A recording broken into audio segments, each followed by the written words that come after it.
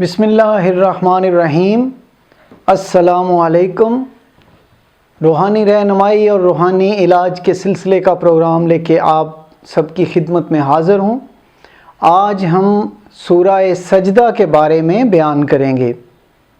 اگر کوئی بہت سخت بیمار ہو جائے تو آپ نے کیا کرنا ہے کہ 3 مرتبہ درود پاک پڑھیں گے، 7 مرتبہ سورہ سجدہ پڑھیں گے اور پھر 3 مرتبہ درود پاک پڑھیں گے اور دم کر دیں گے۔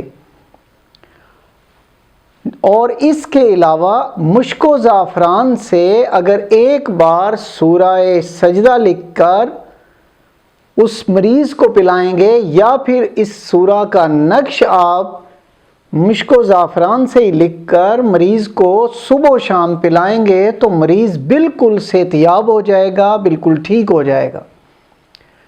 اس کا نقش اگر آپ اپنے پاس رکھیں گے تو جذام اور دق جیسی موذی جو مرض ہیں ان سے محفوظ رہیں گے۔